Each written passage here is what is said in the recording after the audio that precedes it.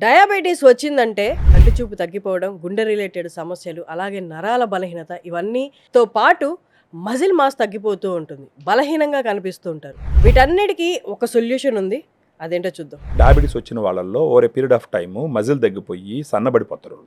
So ఆ సన్నబడిపడడం వల్ల ఈ గ్లూకోజ్ కూడా ఖర్చు అవ్వదు కాబట్టి ఎన్ని టాబ్లెట్స్ వాడినా ఆ గ్లూకోజ్ కంట్రోల్ కాదు. సో ఇలాంటి వాళ్ళకి ఇది డైట్కి సంబంధించిన డిసార్డర్ కాబట్టి డైట్తోనే హ్యాండిల్ చేయాలి, సప్లిమెంట్తోనే హ్యాండిల్ చేయాలి. ఆ రకంగా వచ్చినప్పుడు ఉపయోగపడేది ఏంటంటే డయాగ్రాండ్.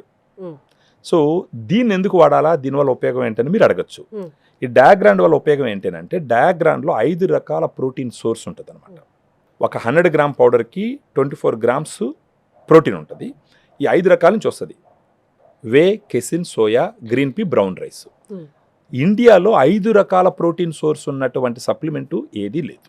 డయాగ్రాండే ఇండియాలోనే డయాగ్రాండే ఉంది. ఇది సరైన ప్రోడక్ట్, రిజల్ట్స్ ఖచ్చితంగా వస్తాయని గ్యారంటీ ఏంటి? ఇది FSSAI అంటాం, అంటే food standard safety authority of India అని చెప్పేసి వాళ్ళు అప్రూవ్ చేసినటువంటి కాంబినేషన్ ఇది. సో వాళ్ళు అప్రూవ్ చేసినారంటే ఇది యూజ్ ఉంటుంది కాబట్టి గవర్నమెంట్ బాడీ అప్రూవ్ చేస్తుంది. ఓకే, వామ్ వాటర్ లో కలపాలా, నార్మల్ వాటర్లోనే కలుపుకోవచ్చు, మిల్క్ లోనే కలుపుకోవచ్చు. బాగా కలుపుకొని తీసుకొని తాగాలన్నమాట. ఎన్ని డేస్ లో రిజల్ట్స్ చూడొచ్చు?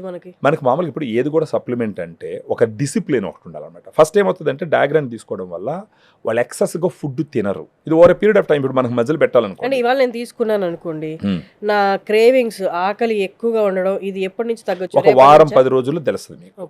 బాడీ దానికి అడాప్ట్ అవ్వాలి కదా, బాడీ ఇది పోయి బాడీలో అడ్జస్ట్ అవ్వాలా, బాడీ దాన్ని రికగ్నైజ్ చేయాలా, బాడీ దాన్ని రెస్పాండ్ కావాలా. అట్లీస్ట్ వారం 10 రోజులు అట్లా తీసుకుంటూ పోతే ఓవర్ పీరియడ్ ఆఫ్ టైం వాళ్ళ డిఫరెన్స్ తెలుస్తుంది. ఆకలి తగ్గుతుంది, ఎనర్జీ పెరుగుతుంది, రోజంతా ఎనర్జెటిక్ గా ఉంటారు వాళ్ళు.